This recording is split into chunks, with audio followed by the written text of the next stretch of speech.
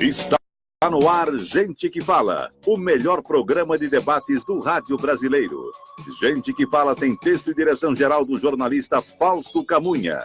Gente que Fala reúne de segunda a sexta-feira formadores de opinião para discutir as principais notícias do dia. Gente que Fala tem o selo de qualidade ABCOM.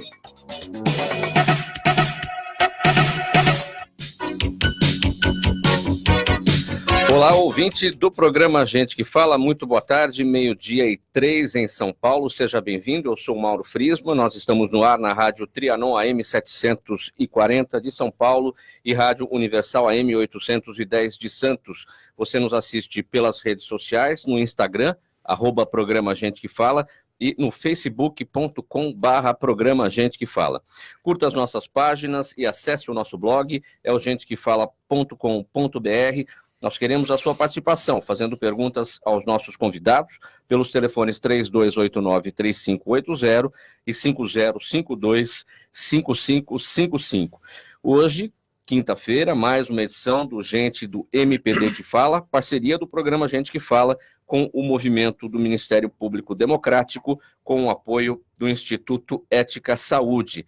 E os nossos convidados desta edição são os seguintes: aqui à minha esquerda, para você que nos assiste pela imagem da rede social, o Procurador de Justiça aposentado, Dr. Ayrton Florentino, ex-presidente do movimento do Ministério Público Democrático. Seja bem-vindo novamente ao Gente que Fala.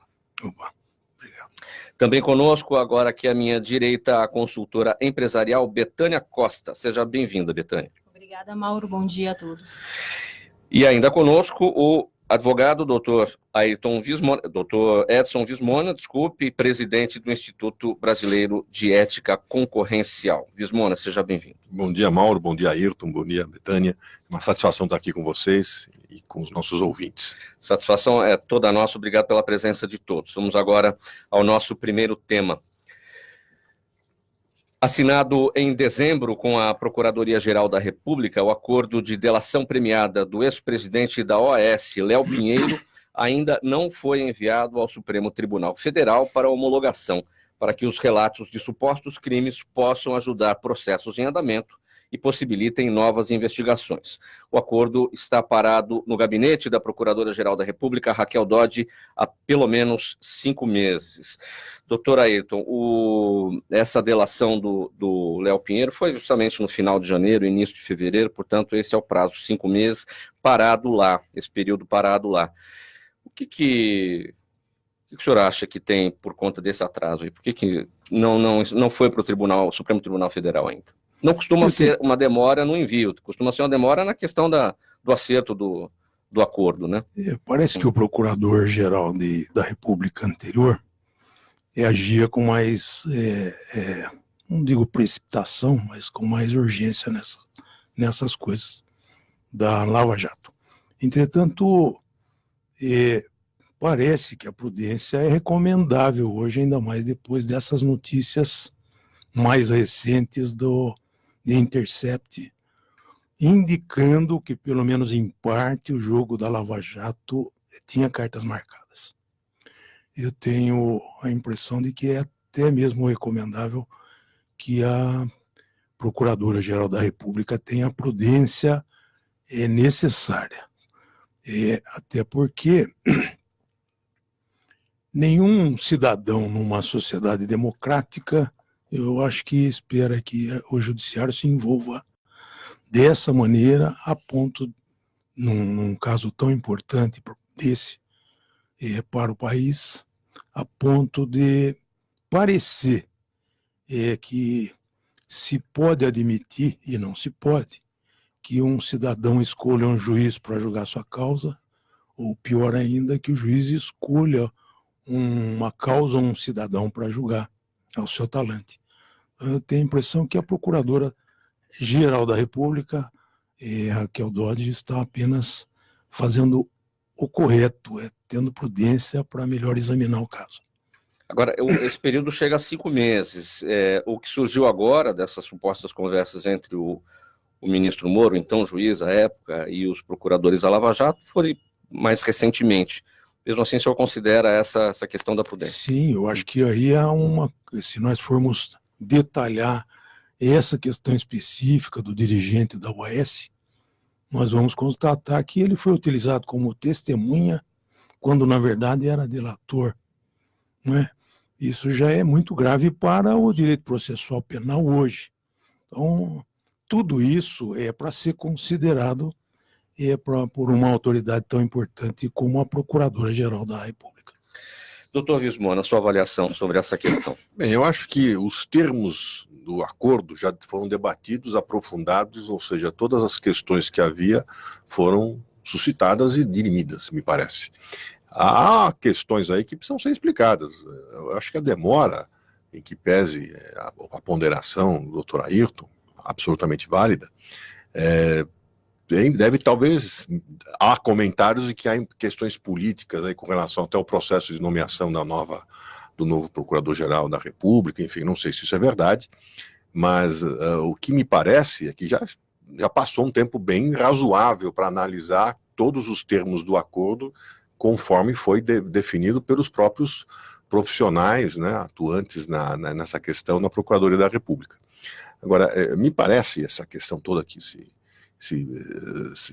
que estão querendo fazer esse tumulto todo aí com a questão do juiz Moro, ele tem dado todos os esclarecimentos, tem demonstrado que não reconhece os diálogos que estão ali registrados, e mais, que nada que foi dito teria qualquer tipo de condição de anular os julgamentos, que é o que estão querendo, né? Isso é extremamente grave.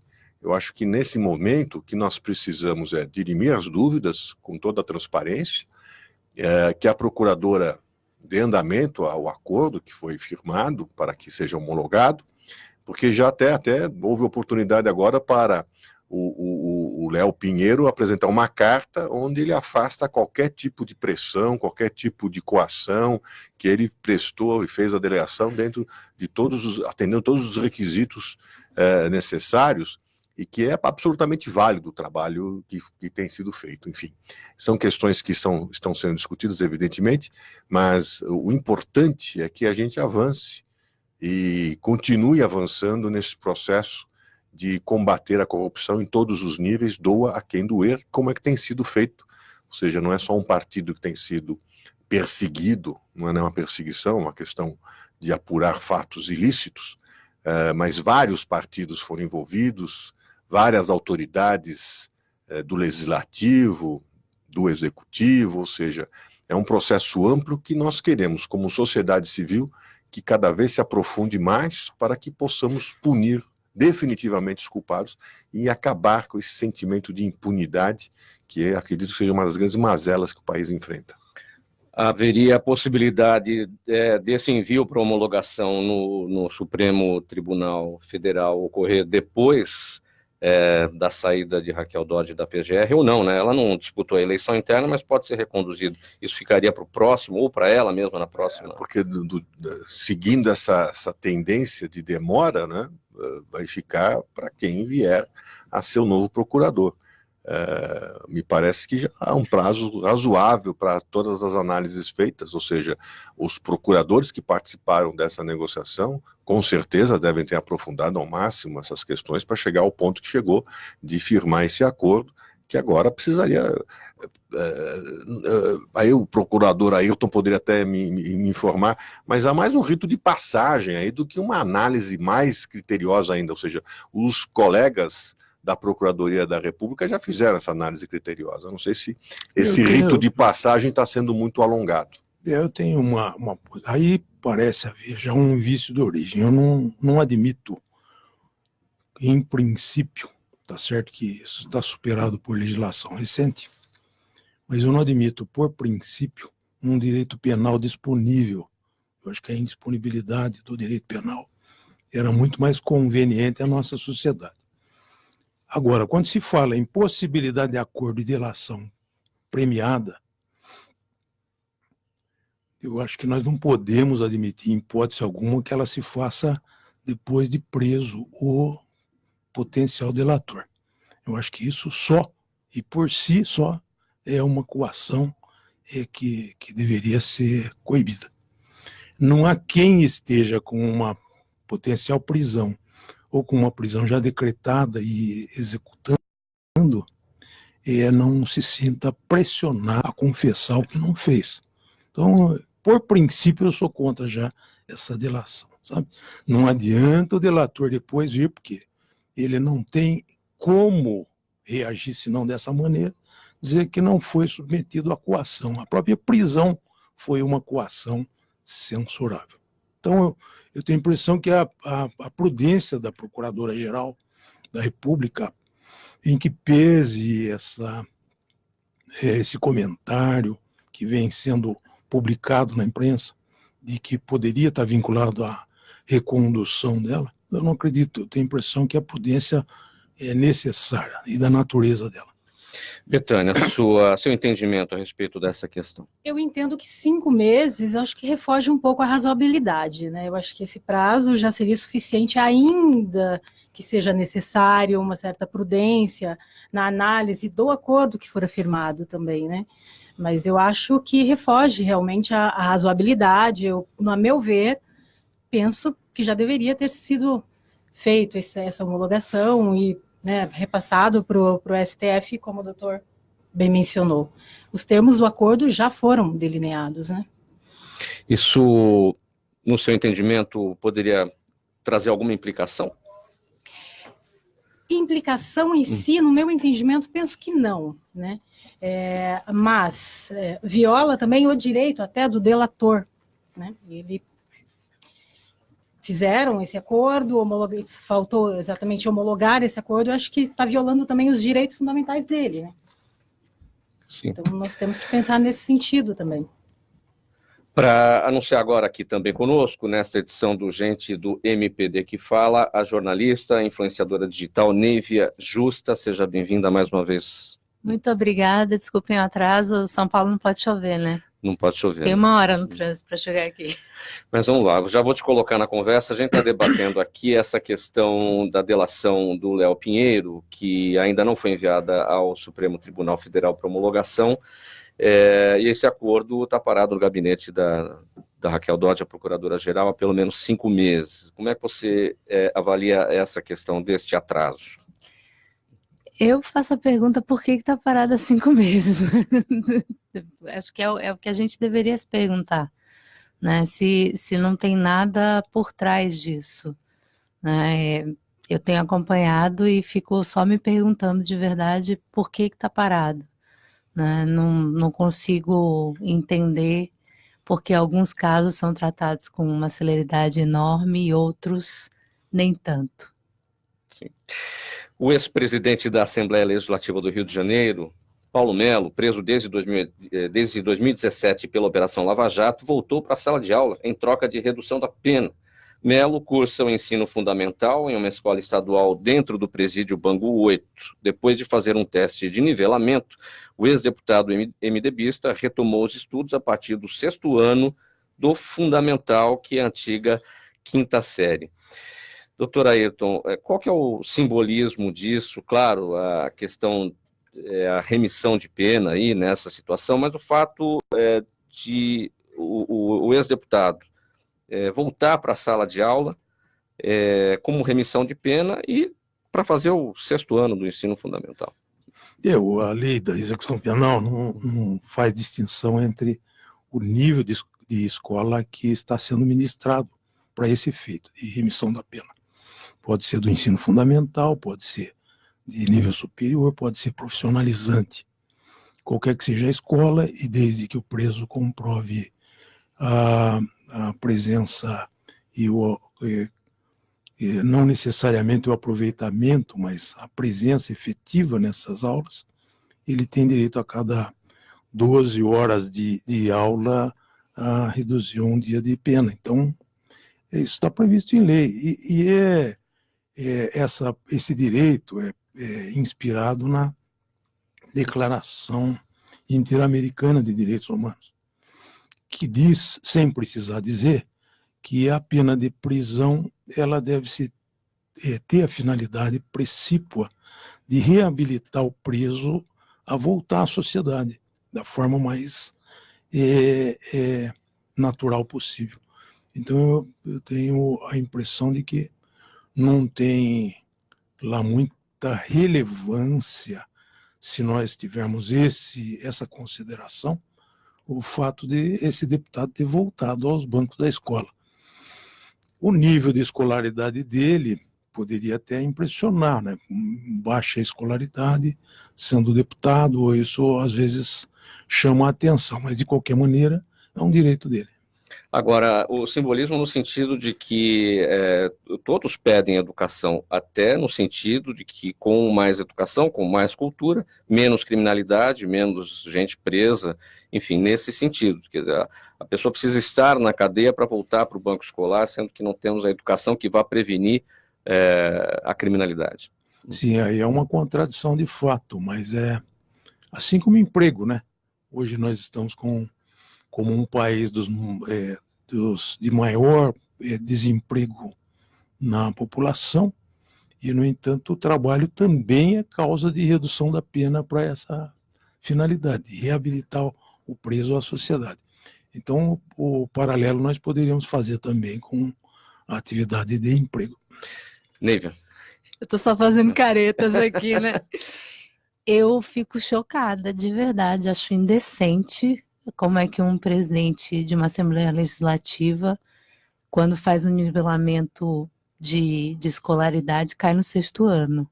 6º ano a gente pensa, são crianças com 10, 11 anos, que mal saíram do ensino fundamental 1, estão indo para o fundamental 2. Então, assim, olha o nível de escolaridade das pessoas que a gente está colocando para nos representar no poder.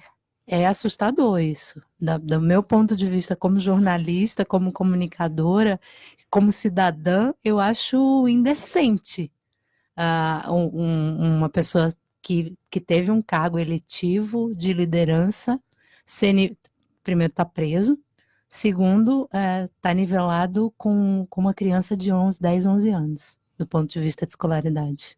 É assustador. Isso não é um retrato da sociedade? Não deveria ser. Não deveria ser. Em tese, a elite do poder deveria ser elite de fato, inclusive do ponto de vista de educação. Eu pergunto quando se diz que você pegar o Congresso Nacional é um microcosmo, quer dizer, o que temos na sociedade temos lá, e seguramente lá tem muitos outros políticos, deputados também com um nivelamento educacional muito baixo. Mas que chega à presidência da Assembleia é preocupante. Eu até entendo que pode ter representantes de uma camada da sociedade que não tem escolaridade, mas daí para chegar na presidência da Assembleia, eu acho que tem um caminho que é preocupante de fato. Né? Mas é um retrato do Brasil, de fato. Né? Não tem nada mais escrachado do que isso, né? Betânia. Eu concordo com a Neiva, exatamente, preocupante, digamos assim, né? Sim, um cargo de liderança, ele tem um nível cultural baixo, né? É preocupante e, de fato, penso eu, ser um reflexo, sim, da sociedade. A nossa sociedade também não está tão preparada, assim, para escolher os seus representantes. Infelizmente. Infelizmente, é isso que acontece. Doutor Vismona. Eu louvo que ele tenha demonstrado interesse em voltar à sala de aula. Lamento que seja para remissão da pena, né? O motivo dele foi outro.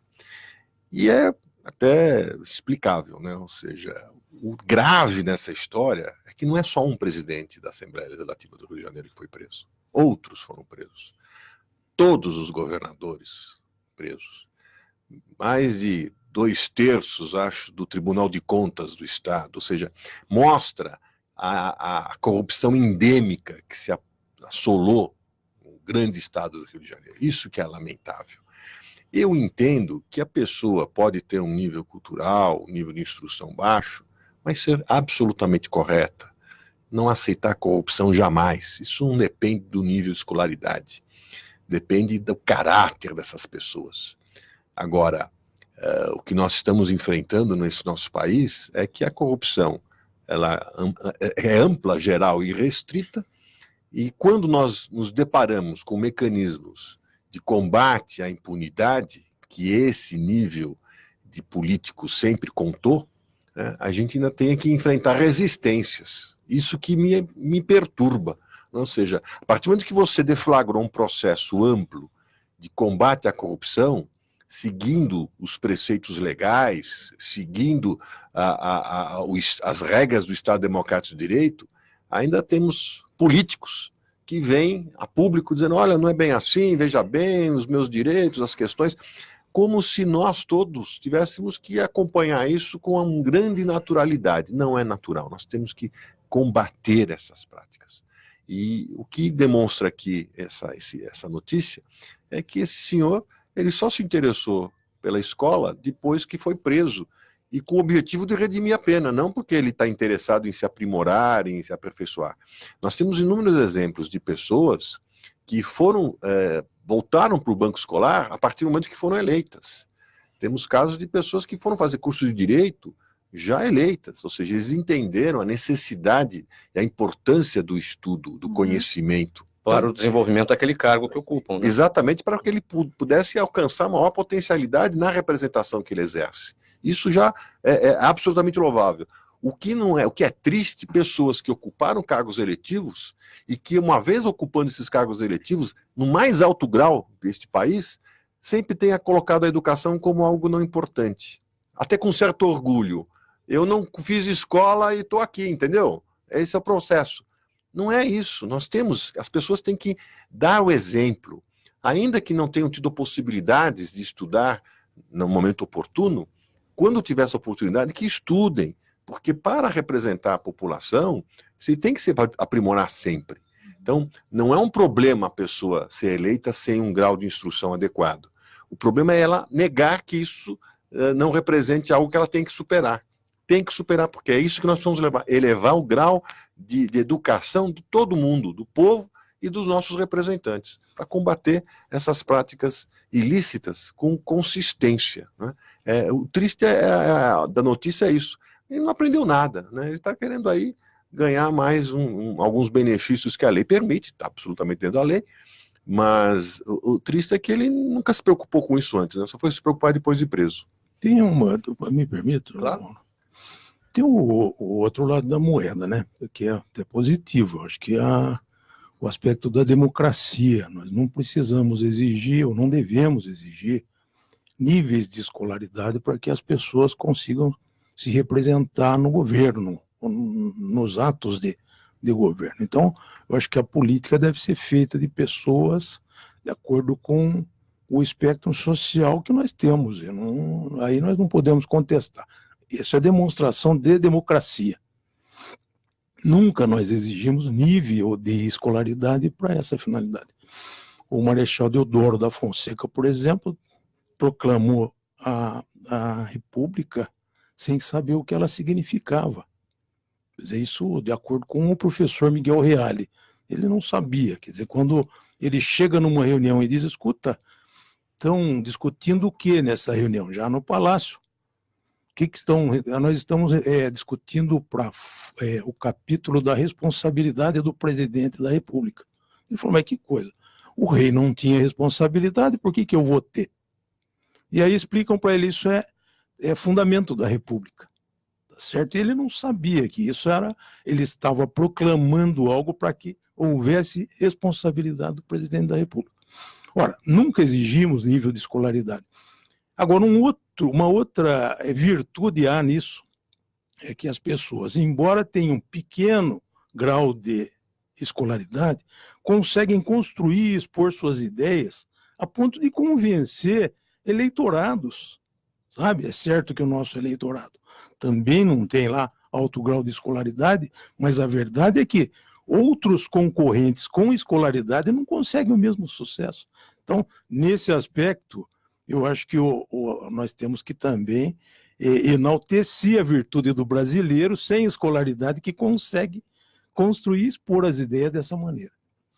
Há quem diga, Neiva, em rodas de amigos, que os políticos mais educados, mais graduados, enfim, e que se envolvem em crimes de corrupção devam ser punidos de forma até mais rigorosa, porque tem escolaridade, tem uma graduação para entender que aquele lá foi o caminho errado. O que você acha? Eu acho que a gente tem que dar o exemplo, né? Então, a questão da corrupção, ela começa nos nossos pequenos atos. E, geralmente, os políticos de elite e as elites são as mais corruptas, né? Então, eu acho que deveria, sim. Quanto mais elitizado, quanto mais escolarizado, maior deveria ser a punição de fato. Eu tenho visto muito isso na sociedade paulistana, num episódio da falsificação de RG, que é uma coisa que é assustador, o quanto a elite paulistana endossa e leva os filhos juntos para falsificar RG e acha que isso não é crime, e que isso não é corrupção, e que isso não é lícito. Então, se vem da elite, que futuro a gente vai ter nesse país? Né? Se a gente está educando as próximas gerações a cometer crime dentro de casa, com o endosso dos pais. Então, acho que, sim, quanto mais escolarizado, maior que seja a penalização, para ver se a gente aprende e para de ficar apontando o dedo para o outro e achando que a gente não tem problema, né? Luiz Mona. Eu presido instituições que têm por missão a defesa da lei e da ética. E eu tenho falado muito da incoerência ética nossa brasileira. Nós temos aí sempre um clamor de combate à corrupção, como se fosse só o outro, né? Quando depende de você, parece que você esquece, tem um filtro, né? Então as pessoas, e a gente fala isso no combate ao comércio ilícito, as pessoas que compram um produto falso, um produto contrabandeado, estão financiando o crime organizado, que opera nesse mercado. E ao mesmo tempo quer combater a corrupção. Ora, mas ela está dando dinheiro para a corrupção e ela quer combater a corrupção. Então, essa incoerência ética que nós temos que ressaltar sempre. Nós temos que ter o exemplo de casa, né? Tem uma passagem que o pai leva o filho para um cinema, né? E lá tem que pagar meia a partir de uma certa idade. E aí, quando ele vai comprar o ingresso, o pai, a bilheteira pergunta: qual a idade do menino? Ele fala 10, para pagar meia. Aí o menino fala: não, pai, eu tenho 12. Na hora o menino responde e fala: oh, que lição é essa? Né? Então, aí são esses pequenos atos que a gente tem que ter mais atenção, né? Então, o filho chamando a atenção do pai: não, o senhor está mentindo para levar vantagem e pagar metade? Não, eu não aceito, eu tenho 12 anos, eu vou pagar o que eu devo. Então, são exemplos como esses que mostram que nós temos que ir mais a fundo nessa situação, né? A elite é corrupta? A elite, numa dimensão muito maior, causa um impacto terrível para toda a sociedade, mas nós temos que entender que nós, nos pequenos atos, também temos que combater a corrupção, a ilegalidade. Esse é um princípio ético que nós temos que atender desde o início. Ô Neiva, você que vive aí o mundo digital, a influenciadora digital, acontece muito para se fazer cadastros nas redes sociais, por exemplo, é preciso ter 13 anos de idade. E muitas crianças omitem as suas idades ou mentem nas suas idades para poder entrar nas redes sociais sem poder, né? E os pais são coniventes, né? Eu me lembro, uma amiga, quando o filho dela mal tinha sido alfabetizado, ele criou um perfil no Facebook e eu fui em cima dela e falei: como você deixa o seu filho com um perfil no Facebook? O garoto tem 7 anos. Isso é ilegal, não pode. Você não vai ficar monitorando o menino o tempo todo porque você trabalha. Como você vai fazer isso? E o menino entrou em alguns apuros, porque não tem nem malícia. Então, assim, nós somos muito coniventes e nós somos muito... liberamos a irresponsabilidade nesses casos. E nesse sentido, Neiva, quais são os critérios que são usados para isso? Por que 13 anos e não 15, ou 12, ou 9, ou 17? Se estabeleceu que na entrada da adolescência oficial, as crianças já teriam uma certa, com a velocidade do mundo digital, né, com o acesso que você tem com o celular a qualquer informação em qualquer lugar desse mundo, desse planeta, que as crianças entrando na adolescência já teriam uma certa maturidade para saber navegar. Lógico que precisam de um acompanhamento dos responsáveis, o que não acontece. Esse é o grande problema, né? Os pais hoje delegam a educação de seus filhos para as escolas ou fazem vista grossa, e aí a gente cria esse abismo que existe hoje social, né? Quer acrescentar, Betânia? Eu acho que, na verdade, o que acontece é, como o doutor, né, mencionou, moral, os pequenos atos, eles precisam ser corrigidos ali. O exemplo do pai, né? O filho corrigiu o pai, mas essa foi a estrutura que o pai deu. Essa criança vai crescendo, vai se tornando uma adolescente, vai se tornando um adulto, com os princípios desvirtuados. E tudo parece muito normal. Então é impossível realmente se combater a corrupção quando você também erra nos pequenos atos. Eu só queria fazer um adendo aqui. No Instituto Ético nós fizemos uma pesquisa muito interessante, Datafolha, uma pesquisa nacional qualitativa e quantitativa, com jovens falando sobre ética, perguntando questões de ética para os jovens. O programa é Ética para os Jovens. E muitos responderam, a grande maioria respondeu o seguinte: eu sou ético, mas eu vivo num meio que não é ético. O meio no Brasil não é ético, então eu tenho que me adaptar, né? Ele se coloca numa exclusão, não é comigo. Mas se todo mundo não é, o que eu vou fazer? Eu tenho que me inserir nesse contexto não ético. Então é uma percepção interessante. Eles avaliaram corretamente questões éticas, identificaram comportamentos éticos, ou seja, sabem o que é certo e o que é errado, mas afirmam: eu sou, mas o que eu posso fazer se no meio em que eu atuo, onde eu vivo, isso não é um princípio tão valorizado? É muito complicado isso, né? Eu trouxe a história da carteira de RG, porque eu vivi isso recentemente com a minha filha de 15 anos, e o argumento todo mundo tem. E eu falo: não, mas você não é todo mundo, você não vai ter, isso é ilegal, isso é um valor, não vai ter. E aí tem muitos pais que Esse dizem... tema foi discutido pelos jovens. E aí tem muito pai e mãe que diz assim: ah, mas coitado, ele vai ficar excluído do grupo. Eu prefiro que fique excluído de um grupo que não tem ética. Mas eu ouvi muito pai e mãe dizer: mas você acha que isso vai corrompê-la? Deixa fazer, não tem problema. Eu falo: gente, pelo amor de Deus, a gente está com um problema sério, ético mesmo, na sociedade.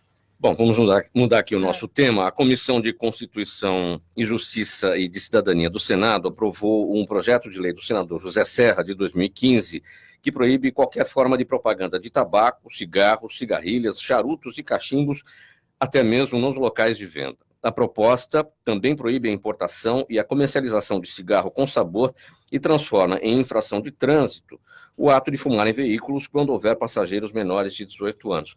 Bom, a gente tem que lembrar aqui que o senador José Serra, quando governador de São Paulo, implementou aqui no estado a lei que proíbe o fumo nos locais públicos fechados, né? Então, é mais um passo do agora senador no sentido do combate ao tabagismo. O que vocês acham? Quem começa? Doutora Ayrton. Por favor. Bom, eu falo então, porque esse tema eu gosto bastante dele. Eu acho uma super evolução, né? Porque ainda tem muito adolescente começando a fumar muito cedo, sem nenhuma consciência do que aquilo causa de mal. Acho curioso a história de multar os carros com alguém fumando, como é que vai multar Difícil isso, né? Eu fiquei imaginando aqui como que a gente consegue multar isso. Primeiro, perceber alguém fumando. Segundo, identificar se tem alguém menor de 18 anos dentro do carro. Pois exatamente, né? E o carro passou, né? Não tem como. E também acho que vai até um questionamento aqui. Fumar dentro do carro é uma propriedade privada. É um ambiente privado. Né? Você vai proibir alguém de fumar dentro de casa, se tiver um adolescente dentro de casa? Não sei até onde vai o limite disso, né? Se o carro é meu... Se o Estado pode interferir nesse aspecto. Eu não sei se pode, juridicamente. Então, essa é uma dúvida. E passou na CCJ, né? Pois é. Teórica, em tese, tá legal, né?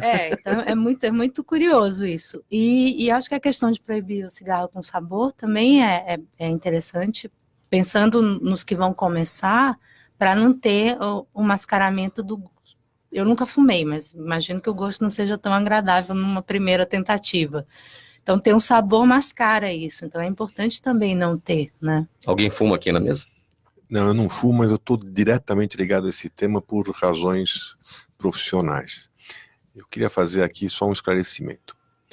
As políticas antitabagistas deram muito certo no Brasil. E junto com o aumento de impostos, são medidas recomendadas pela OMS, também teve um efeito muito interessante. Hoje, a população fumante no Brasil está em torno de 10%. As próprias medidas do governador, do senador quando governador, foram muito interessantes. Eu aplaudi muito essas medidas de impedir o fumo em restaurantes, em casas noturnas. Era um ambiente inóspito para o não fumante. Mas nós temos que agora atentar para um fato extremamente preocupante. Essas medidas, elas vêm num aperfeiçoamento que em alguns países já foram adotadas por uma questão da propaganda. E o efeito foi nulo. Ou seja, a pessoa não compra o cigarro porque ela vê que está lá no display. A restrição é absoluta da publicidade de cigarros. Hoje o que tem é um display no ponto de venda. Então não é por aí. Os países que adotaram essas medidas, eu cito aqui a Austrália, de impedir a publicidade totalmente, até na própria embalagem, tirando a marca do produto, não deu certo. E no caso do Brasil, nós temos um problema terrível. Quem lidera o mercado no Brasil é o contrabando. O contrabando, nós temos pesquisas nisso, ou seja, os institutos que eu represento combatem a ilegalidade. Então, nós estamos combatendo o contrabando. O líder de mercado hoje é do Paraguai. Não paga nada de imposto. A embalagem, em vez de ter figuras de pessoas com câncer, enfim, tem mulheres de biquíni na embalagem do cigarro. Ou seja, você tem nenhuma regulamentação para o cigarro contrabandeado e eles lideram o mercado. Então nós estamos falando, regulamentando a minoria.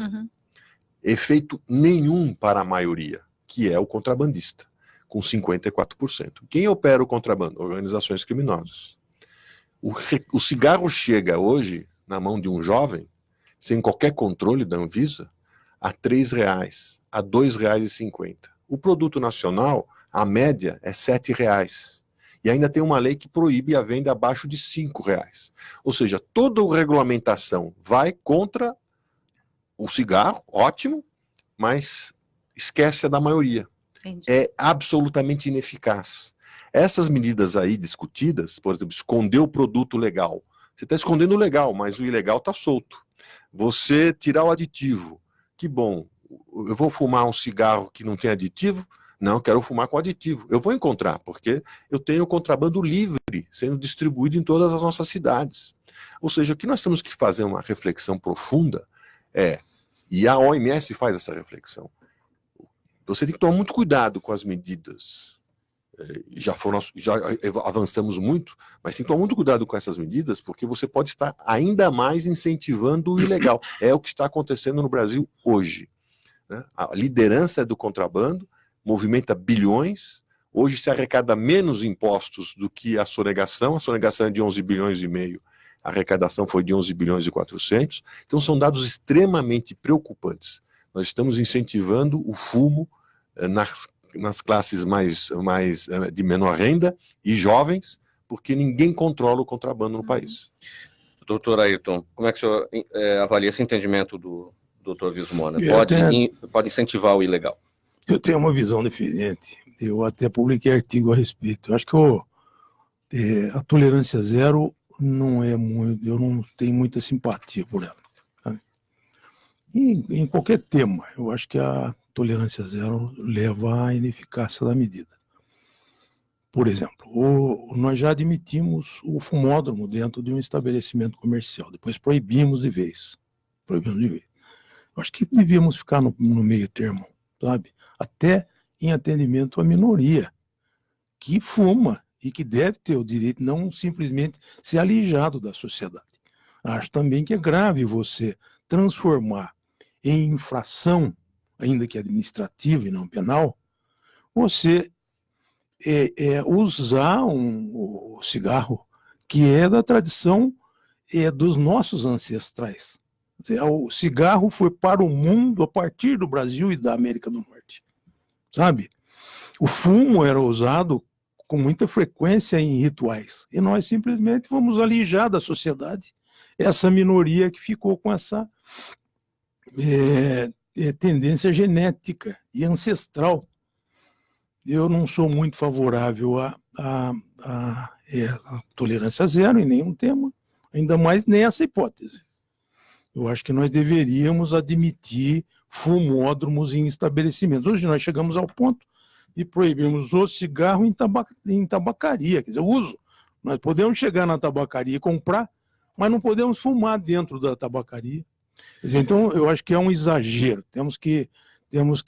De outro lado, eu acho que essas medidas, elas trazem à sociedade a impressão de que o poder público está sendo eficaz e está querendo o bem de toda a sociedade, enquanto não se fala nada dos agrotóxicos, a respeito do que a Anvisa, por exemplo, está atrasada na publicação dos relatórios. Quer dizer, nós estamos consumindo agrotóxico, às vezes até mais grave do que o fumo, e não estamos admitindo o fumo em hipótese alguma.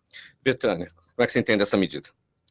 Eu entendo que é realmente fechar um espaço para o que é legal e ampliar o espaço para o ilegal. Talvez esse projeto ele tenha em mente que não proibir a publicação, não vai instigar um novo usuário, né? Pensando talvez no futuro, não para esses que já fumam, né? Mas para o futuro. Mas realmente, eu acho que deveria partir do princípio de reduzir a taxa de imposto, talvez, para evitar esse contrabando em massa que realmente vem do Paraguai, que é onde é o forte. Próximo tema, oficiais responsáveis por fiscalizar fronteiras da China estão instalando aplicativos de espionagem em celulares de turistas, segundo a investigação conjunta do jornal inglês The Guardian, do americano The New York Times e o site de tecnologia Motherboard. Segundo as reportagens publicadas ontem, quarta-feira, o aplicativo instalado é capaz de extrair informações dos aparelhos, como e-mails, mensagens, histórico de ligações e contatos sem notificar os usuários. Esse assunto para você, né, Neiva? Nossa senhora, quando eu li isso, eu fiquei tão horrorizada. E assim, eu entendi que eles já fazem isso na fronteira por conta da fronteira ser no Quirguiziquistão, de maioria muçulmana, então tinha toda uma questão ali de monitorar a fronteira que é questionável. Isso aqui é absolutamente deplorável. Eu vou fazer turismo num país, confiscam o meu celular, instalam um aplicativo para sem que você saiba, espionar tudo que eu faço. Gente, onde está a Lei Geral de Proteção de Dados? Onde está a privacidade? Onde está tudo, né? Quer dizer que o governo da China pode tudo. Com a intenção de buscar lá informações extremistas. Pois é, mas está invadindo a minha privacidade. Parece que é essa a ideia, né? Mas se eu sou turista, eu sou criminoso até que provem o contrário. Por isso, o governo tem todo o direito de confiscar meu telefone, instalar um aplicativo que vai me espionar sem que eu saiba. Eu vou estar sendo monitorado o tempo inteiro. Isso é coisa de filme, né? Do mais absurdo possível. Isso invade qualquer tipo de lei de proteção à sua privacidade e aos seus dados. Realmente teria que acontecer na China, né? Porque na Europa isso já não é mais possível de acontecer com a Lei Geral de Proteção de Dados, que já está em vigor. E o Brasil vai ter, a partir do ano que vem, a lei, né? Entrando em vigor. Que tipo de precedente isso pode trazer para o restante do mundo? Aliás, a informação que se tem é que esses aplicativos eles só são instalados, eles são instaláveis em Android, e iOS não. O sistema operacional da Apple, pelo que eu entendi também da história, ele não permite, não tem brecha para isso, né? Então, eu acho que assim, o lado bom é que eu acho que dá para o Android desenvolver melhor o sistema para evitar que esse tipo de coisa aconteça. É a única coisa que eu consigo imaginar. Você vai desenvolver melhor o Android para que esse tipo de brecha não seja possível. Do ponto de vista de precedente de espionagem no nível global, isso é muito complicado, porque se imagina o tamanho da China, se tem uma prerrogativa de que isso já está sendo feito na China, qualquer país vai poder se sentir no direito de fazer a mesma coisa. Não pode. Não pode, né? Não pode. A China não é um Estado democrático de direito. Né? É o Estado mais vigiado do mundo. eles te acompanham nas ruas, passo a passo, com Uhum. câmeras, mostrando da onde você saiu para onde você foi. Então há um estado de vigilância permanente. É o Big Brother mesmo, como Orwell havia previsto no livro 1984. Num Estado democrático, isso é inadmissível. Antes mesmo da Lei de Proteção de Dados, no caso brasileiro, nós temos o artigo 5º da Constituição, que garante os nossos direitos e garantias individuais, que estão simplesmente sendo ignorados. Sim. E com o argumento de que isso é uma medida de segurança. Nós temos que tomar muito cuidado com isso. Eu entendo, todas as medidas de segurança devem ser adotadas, mas sempre com absoluto controle, né? Não é por conta da questão da segurança que você vai simplesmente esquecer e ignorar os nossos direitos individuais. O Estado não pode fazer tudo. Ele pode fazer aquilo que a lei manda. Tem controle, tem que ter limites.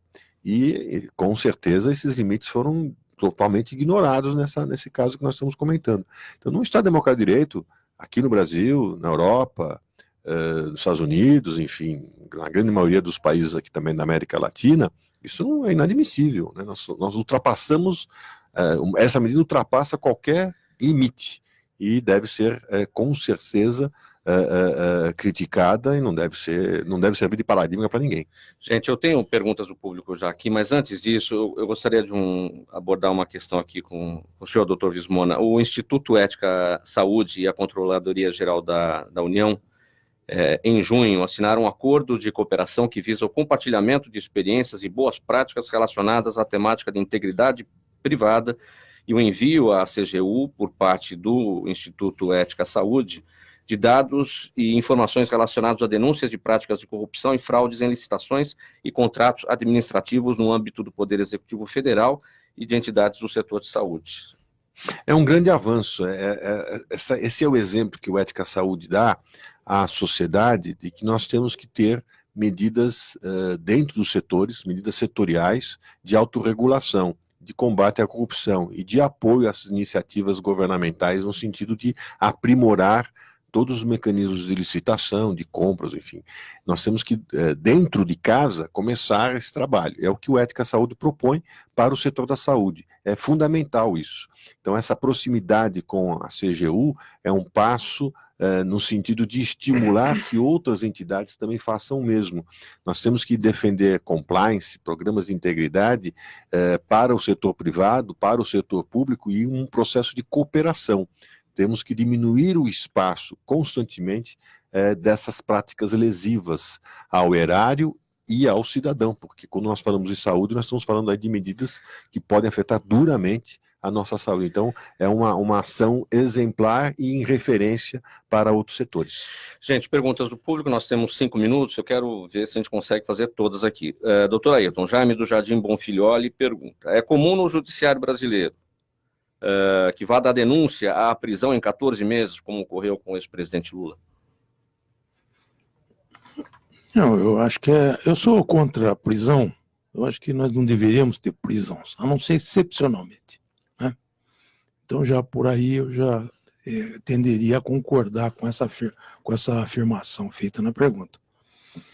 Mas, em princípio, como o Código de Processo Civil prevê prisão em flagrante, prisão preventiva, admitindo uma prisão antes da condenação definitiva, teoricamente não há nenhum empecilho para que isso ocorra. Nêvia, o Marcos de Pinheiros pergunta qual é o efetivo impacto da mídia no sistema judicial. O efetivo impacto da mídia no sistema judicial, eu acho que pode influenciar, né? A partir do momento em que você começa a dar visibilidade às questões todas relacionadas a processos judiciais e processos que estejam acontecendo ou sendo investigados, você acaba influenciando a sociedade e, como todos que representam o judiciário são pessoas, e pessoas são influenciáveis, você acaba influenciando ou não uma decisão. Eu não acredito em objetividade jornalística, eu sempre questionei isso, como eu não acredito em neutralidade de líderes do Poder Judiciário. Então, a gente acaba sendo influenciado, sim. Mônica de Embu das Artes pergunta para você, Betânia, como é ser consultora empresarial em uma empresa familiar? É diferente? A consultoria empresarial não é nada diferente, é até muito mais complicado numa empresa familiar. Porque a empresa familiar ela já vem com o patriarca, com o método de gestão, com uma forma de gerir a empresa, e vem essa empresa passando para os filhos. Então, é muito complicado nós conseguirmos implantar na mente desse empresário, né, que normalmente são os pais, né, que é preciso evoluir com a gestão da empresa da mesma forma que a sociedade evolui.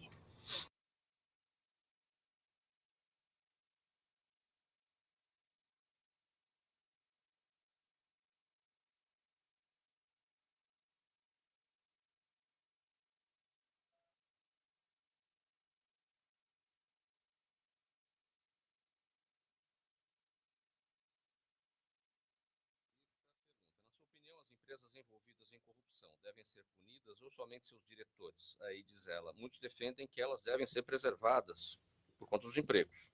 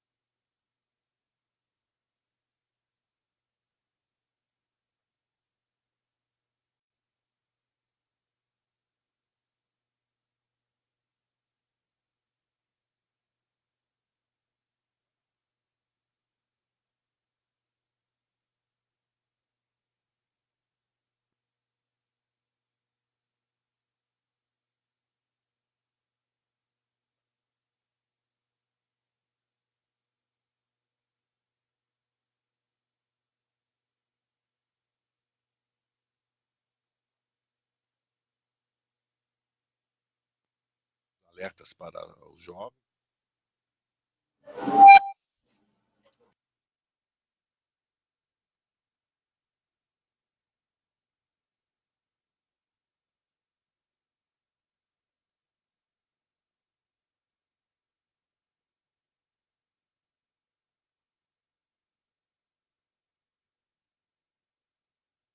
Estamos trabalhando num nível adequado, né? Porque mesmo a outra consequência disso é o Estado daqui a pouco ser o Estado babá. Ele vai impedir tudo, ele vai querer controlar a sua vida em tudo, né? E as pessoas que querem fumar hoje sabem dos malefícios que o cigarro causa e resolvem fumar. Enfim, tem que ter respeito a esse espaço do indivíduo. 10 segundos para a sua despedida. Eu quero agradecer a participação, foi muito interessante esse debate aqui com os nossos colegas e é sempre um prazer estar com vocês aqui nesse programa. Betânia Costa, 10 segundos para a sua despedida. Da mesma forma, a oportunidade foi muito bom, um debate produtivo, e nós também vamos extraindo informações aqui até para o nosso dia a dia, né, dos colegas. Nívia Justa, 10 segundos. Agradeço, é sempre um prazer estar aqui, um aprendizado enorme, sempre. E procurador Ayrton Florentino, sua despedida. Eu também, sempre aprendendo, agradeço muito. O agradecimento a todos, a gentileza de todos. Hoje mais uma edição do Gente do MPD que Fala, a parceria do programa Gente que Fala com o movimento do Ministério Público Democrático, com o apoio do Instituto Ética Saúde. O procurador de Justiça aposentado Ayrton Florentino, a consultora empresarial Betânia Costa, jornalista e influenciadora digital Nívia Justa e o advogado Edson Vismona, do Instituto Brasileiro de Ética Concorrencial. Na mesa de som, o Cléo Rodrigues, apresentação minha, Mauro Friesman, pauta e redação Pedro Schiavon, diretora de produção Zenilda Salvato, direção-geral do jornalista Fausto Camunha, do outro lado do programa Gente que Fala. Você, ouvinte, que é a razão da nossa presença aqui. Tchau e até amanhã.